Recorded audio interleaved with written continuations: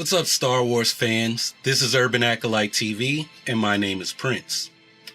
This is going to be a special version of Fan Question Friday, because it's not actually Friday. But anyway, on this video, I'm going to take up the question of Rey being the Chosen One, or the reincarnation of Anakin Skywalker. Now, in preparing this video, I looked at what other YouTubers had to say on this issue, and I saw a lot of flaws in their reasoning. And I really wasn't all that convinced by what anyone presented in their videos. So on this video, I'm going to base what I'm sharing on what someone posted to the Urban Acolyte Facebook page. Now that post said that Rey is the Chosen One because she's the reincarnation of Anakin Skywalker. Anakin had to atone for his past actions that he committed as Darth Vader, and mainly he was responsible for the Jedi Purge and all kinds of other horrible acts, serving as the Emperor's enforcer. Now that person went on to say that the Chosen One has to be reborn whenever the Force goes out of balance in order to bring the Force back into balance. Now honestly, when I heard this, my first thought was that someone's writing Star Wars fan fiction and they're borrowing ideas from the Avatar cartoon and the Matrix trilogy. Now, in the Matrix movies, whenever the equation is unbalanced, the One is introduced to bring things back into balance. And the One accomplishes this by leaving the Matrix to establish another Zion and then reinserting their source code back into the Matrix in order to reboot it. The problem is that this idea of reincarnation adds extra ideas to the prophecy of the Chosen One. Essentially, the fan base is creating what they want to see, but what fans want to see may not actually exist in the lore. So there are ideas from Zen Buddhism present in the Jedi understanding of the Force, and this idea of the Chosen One reincarnating essentially makes the Chosen One into some kind of bodhisattva. The bodhisattva foregoes ultimate nirvana so that they can be reborn continuously in order to aid humanity in their quest for enlightenment. So are you saying that the Chosen One is some kind of bodhisattva who has to be reborn in a continuous cycle in order to keep the Force in balance? Well, that's what happens in the Avatar series.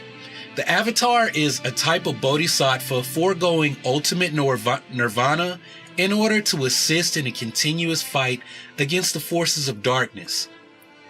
And while this idea is cool, and I can see why it might be appealing, it isn't in Star Wars.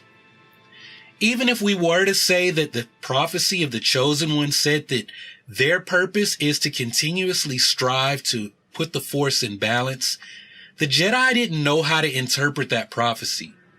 What the Jedi knew is that there may be someone strong in the Force who's conceived by the midichlorians who would bring balance to the Force. But the question is this: what does it mean to bring balance to the Force? I mean, Mace Windu thought that destroying the Sith would bring balance to the Force. And Emperor Palpatine said that the Chosen One meant that Anakin would be chosen by him to become his apprentice. In the novelization of Revenge of the Sith, Palpatine tells Anakin that he's been grooming him since he was 9 years old to eventually become his apprentice. No one really knows what it means to be the Chosen One. In the Mortis episodes of the Clone Wars, we as the audience are given some idea of what it means to be the Chosen One. The Chosen One is the only being capable of bridging the gap and finding harmony between ultimate selfishness embodied by the son and ultimate selflessness embodied by the daughter. Anakin proves to the father that he is indeed the Chosen One, and the father tells him to let go of his attachments so that he can take his place in order to balance the cosmic force.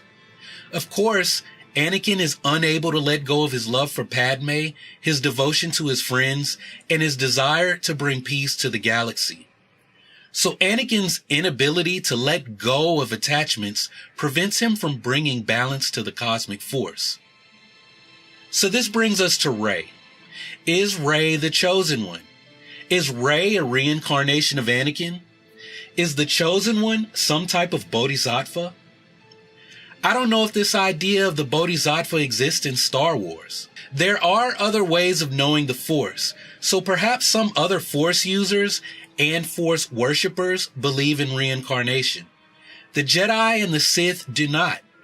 For both of these ideologies, when someone dies, they pass on into the cosmic force and everything fades away. They cease to exist.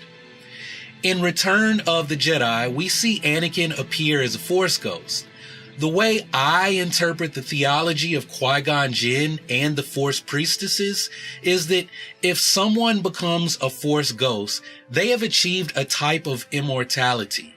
They exist in a place beyond the constraints of past and of future.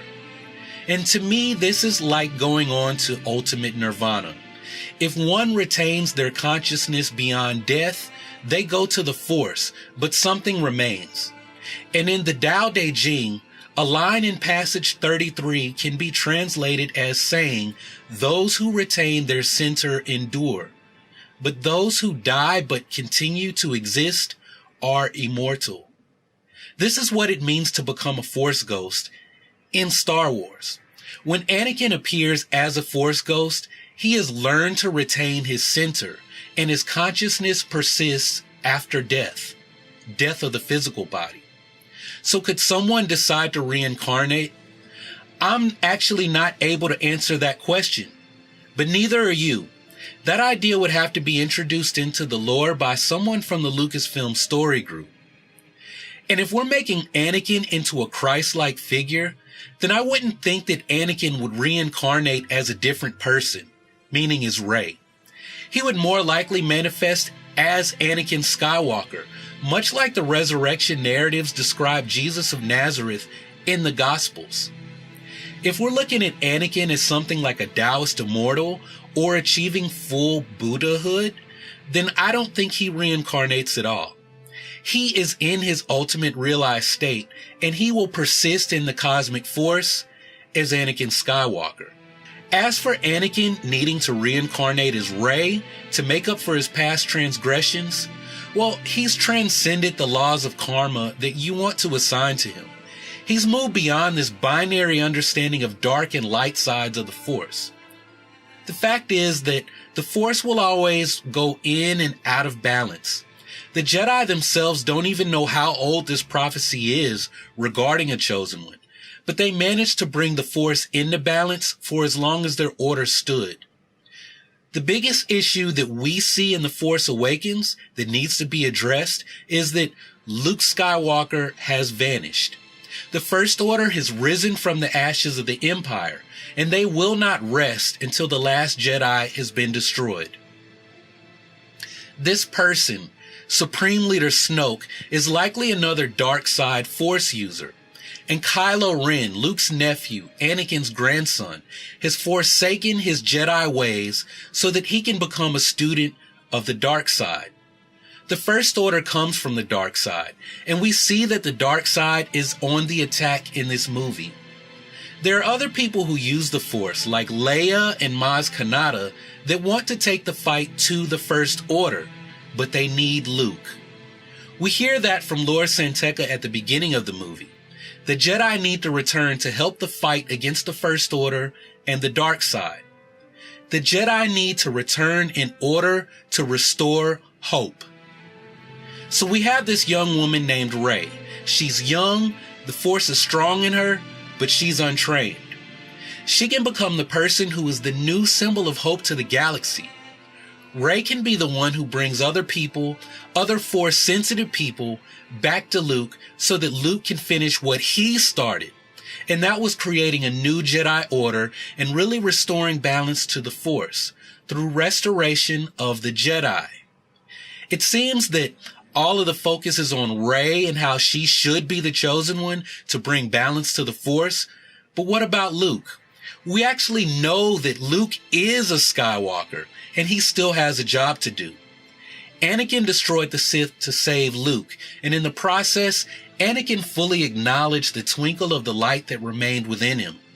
Luke still needs to finish the task by training Rey so that there can potentially be other Jedi. So with that said, I don't see a reason for Rey to be the reincarnation of Anakin. I don't see a valid reason within the lore for Anakin to reincarnate because he fulfilled the prophecy of the Chosen One. George Lucas even says so.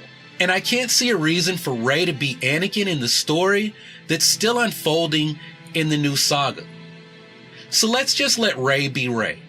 She has a story to tell, and she doesn't need to be tied to the Skywalker family to be someone great. Right now, Rey's background is a mystery, and it's something I'd like to take up in an upcoming series about how Rey may have ended up on Jakku. I'm going to start that series with a video on Kylo Ren and what his possible ambitions might be. But anyway, I'd like to hear from you. What do you think? Did you ever think that Rey might be an incarnation of the Chosen One? Either J.J. Abrams or Rian Johnson teased that Rey is going to play a big part in things that happen involving the Cosmic Force. So what do you think that could mean? Let me know your thoughts down in the comment section down below. Anyway, I did say that I'm going to begin a series next week about Rey and my thoughts on how she ended up on Jakku. I'll be exploring her vision, who her parents could be, and if Kylo Ren actually did have any involvement. So that first video will be on Kylo Ren, and by the time you guys are seeing this video, I'll have already started on that Kylo Ren video. So make sure to subscribe if you haven't already, so you'll know when I get those videos posted. In addition to answering fan questions, I also do commentary and speculation videos, the latest Star Wars news in my HoloNet Underground series, reviews of Star Wars Rebels, and the Real Life Jedi series. So make sure to keep checking back for all the Star Wars related content going on over here. So that's all I've got for now. Thank you all for watching. Y'all keep on breathing, and may the Force be with you. Bye.